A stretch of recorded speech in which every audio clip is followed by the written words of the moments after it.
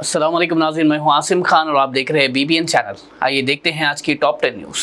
America की department of homeland security ने वाज़ेह किया कि सरकार अब ट्रैवल बैन पॉलिसी को और सख्त बनाने जा रही है, जिसमें बैंड मुल्कों की लिस्ट को अब 30 से ज़्यादा बढ़ाया जा रहा है। स्टेटमेंट में कहा गया है कि वो मुल्क जहां हुकूमत का निज़ाम कमज़ोर हो या जहां लोगों की प्रॉपर बैकग्राउंड चेकिंग मुमकिन ना हो, उनको अमेरिका का वीज़ा देने पर सख्त पाबंदियां लगाई जाएगी। इस फैसले का मकसद बॉर्डर सिक्योरिटी को मजबूत करना और उन मुल्कों से इलीगल एंट्रीज को रोकना है जहां से भरोसेमंद और तस्दीक शुदा बैकग्राउंड चेकिंग अवेलेबल नहीं होती। भारतीय वज़ीर आज़म नरेंद्र मोदी ने रूसी सदर व्लादिमीर पुतिन से बात करते हुए साफ कहा कि भारत किसी भी तौर पर न्यूट्रल नहीं बल्कि अमन और सुलह का हामी है। उन्होंने बताया कि भारत का मौक़िफ़ बिल्कुल वाज़ेह है, जहां जंग हो भारत हमेशा अमन की तरफ खड़ा होता है।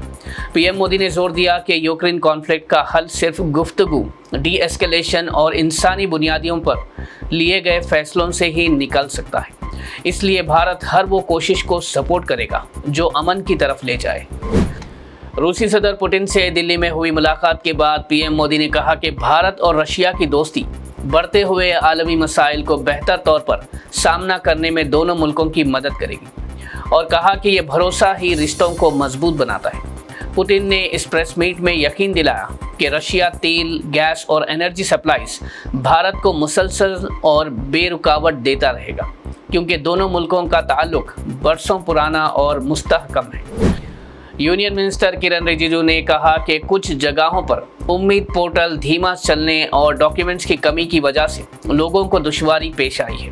इसलिए हुकूमत 3 महीने तक इस पर कोई सख्त कदम या जुर्माना नहीं करेगी और इस दौरान ज़्यादा रजिस्ट्रेशन को आसान बनाया जाएगा। उन्होंने वाज़ेह कहा कि जो लोग अभी तक रजिस्टर नहीं कर पाए वो ट्रिब्यूनल का रुख करें।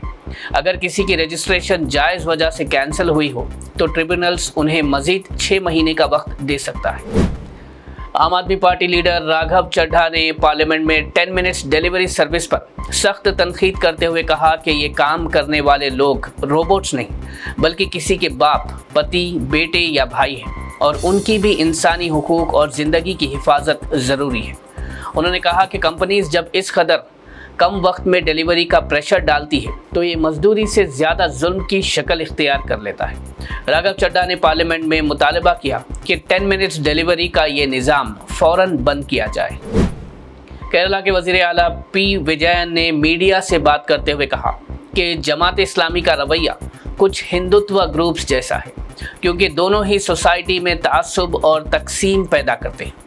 उन्होंने कहा कि ऐसे ग्रुप्स लोगों को बांटकर अमन का माहौल ख़राब कर देते हैं, इसलिए उनके असली इरादों को समझना ज़रूरी है। वज़ीर आला ने यह भी कहा कि सोसाइटी को हर उस सोच से होशियार रहना चाहिए जो लोगों को एक दूसरे से दूर करे। कांग्रेस लीडर राहुल गांधी ने इंडिगो की मुसलसल फ्लाइट कैंसिलेशंस पर सरकार को तनकीद का निशाना बनाते हुए कहा कि ये पूरा हाल हुकूमत के मोनोपोली मॉडल का नतीजा है, जिसका बोझ हमेशा आम मुसाफिरों पर पड़ता है जो डिलेस, कैंसिलेशंस और बेबसी का सामना करते हैं। उन्होंने जोर देकर कहा कि भारत को हर सेक्टर में मुनसिफाना मुकाबला चाहिए, ना कि ऐसे मोनोपोलिस जो पहले से तयशुदा फ़ायदे तय कर देती है और आम लोग मुसीबतें झेलते हैं। उनका कहना था कि ये क्राइसिस इस बात का सबूत है कि जब मुकाबले का माहौल ना हो तो नुकसान हमेशा आवाम को उठाना पड़ता है। खैरताबाद एमएलए दानम नागेंद्र ने डिस्क्वालिफिकेशन के मसले पर गुफ्तगू करते हुए वाज़ेह कहा कि अगर चीफ मिनिस्टर रेवंत रेड्डी उन्हें सीधा हुक्म दे तो वो बगैर किसी हिचकिचाहट के अपनी सीट से रिज़ाइन करने के लिए तैयार हैं। उन्होंने कहा कि उन पर लगने वाले इल्ज़ाम सियासी माहौल का हिस्सा है।